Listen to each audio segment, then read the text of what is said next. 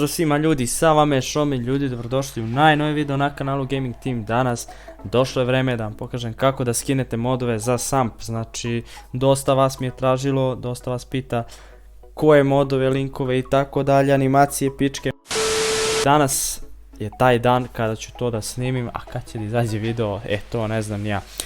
Znači, kao što vidite, meni GTA San Andreas folder izgleda ovako. Ja ću sad vam pokažem bukvalno od tačke do tačke kako da skinete modove i ubacite. Treba vam mod loader, znači odete na Google, kucate mod loader ili odete u deskripciju, nađete jednostavno link. Evo, kao što vidite, izlazi prvi mod loader ovdje. Idemo ovdje da vidimo šta ima, znači to je to da. Jednostavno idete download mode, idete na ovo ovdje prvu, znači najnoviju verziju.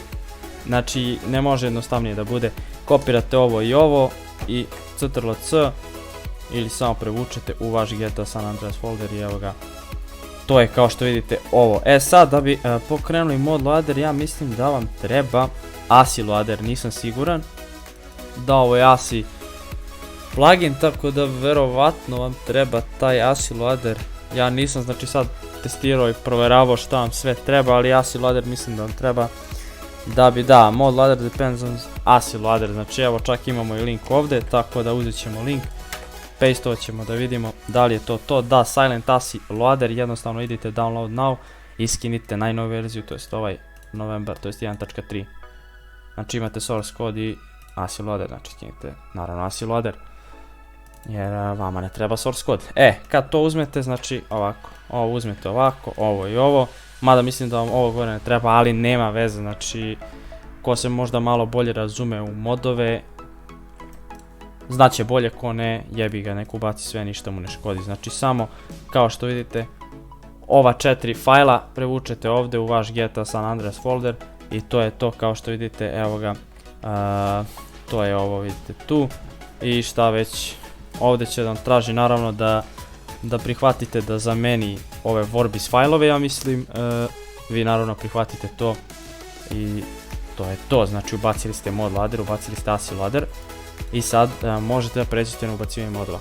Sad, kad uđete, znači kako ubacujete modove, imate ovdje znači mod loader, odete tu i prvi put kad pokrenete GTA San Andreas, mod loader će napraviti ovaj fajl ovdje, znači modloader.ini, u kome naravno možete da isključite modove ovdje, znači tako što ćete tipa, ne znam, evo, hoću da isključim modove za vozila, kucam, znači ispod ovoga ignore, kucam car pack i on će isključiti ovaj ceo folder, sve modove odavde, znači ovo ćete imati na download, zipovano, tako da kad budete skinuli link ćete imati u deskripciji, samo bacite u mod loader. Znači imate animacije, bukvalno sve, imate ovaj handbrake mod, to jest ručno, znači onako kao da diže ručno animacija kada ste u autu, kad stisnete space.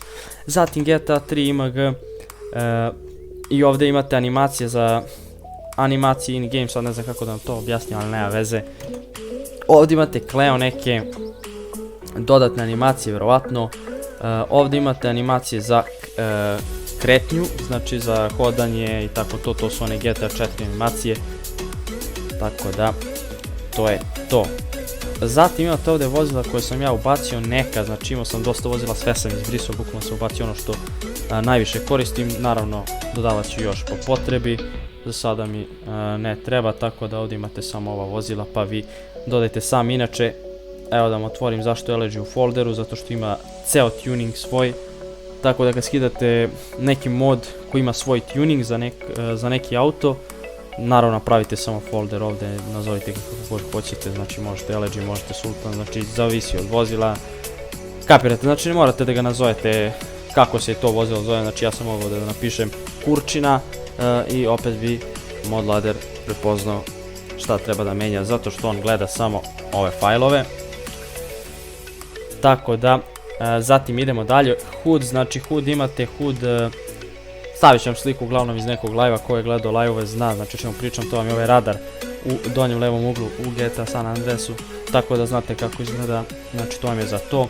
Naravno vi, kao što sam rekao na početku, možete da ugasite neki mod ako ne želite. Map, to je također za ove kako se zovu ikonice, znači da jednostavno taj radar bude tog oblika kakvog jeste tamo meni. Imate zatim skinova, imate brdo skinova ovdje, znači pola meni ne trebaju, ne znam ja kako koji izgleda bukvalno, tako da imate mnogo skinova, a ovdje imate atačeve. Znači ako se neko razume oko objekata, znači mapanje, skriptanje, može da skonta, ako ne, znači ako hoćete nešto odavde da izbacite, samo odite jednostavno na Google i kucajte ime tog fajla i vidjet ćete šta, evo tipa Juicebox 2 GTA SA, vidjet ćete šta je to, znači otvorite ovo prvo dev pre-inside i vidite koji je to objekat, tako da ovdje imam mod za ovaj objekat, to jest skin neki, ne znam kako izgleda, verujte mi, ali tipa vidjeli ste onaj ranac, ovaj Parapek i Parapek X koji ću uskoro da editujem, tako da to je u suštini to što se toga tiče, znači ako hoćete ovo možete da disablujete, bukvalno ne znam zašto taj lik uopšte ubacivo takve stvari, ali nema veze. Zatim imate sound modove, znači imate sound efekte, sve bukvalno web, sve vam je posebno kao što vidite, interface, loading, music, order, train sounds, unknown or unused, znači ne znam ja šta je ovo, ne znam ni taj lik vjerovatno što je ovo pravio. Imate weapon sounds, znači kad hoćete da zamenite, da ubacite neko svoje oružje, samo morate nađete na Google kako se zove fajl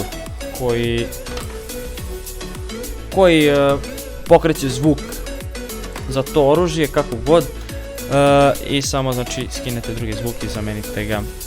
Ljudi, nadam se da vas nisam mnogo smorio, znači bukvalno evo sad ću da idem da editujem ovaj video, pa nadam se da će izaći danas, mislim ako ga ja izeditujem izaći će 100%. Tako da, nadam se da vam se video svidao, ako jeste obavezno bacite like, subscribeujte se na kanal, znači šerujte video, pišite komentare šta mislite i tako dalje i tako bliže, ako vam nešto nije jasno također slobodno pišite komentare, mada mislim da nema šta da vam ne bude jasno posle ovako detaljnog objašnjavanja profesionalno. To je bilo to, a do sljedećeg klipa imate veliki pozdrav!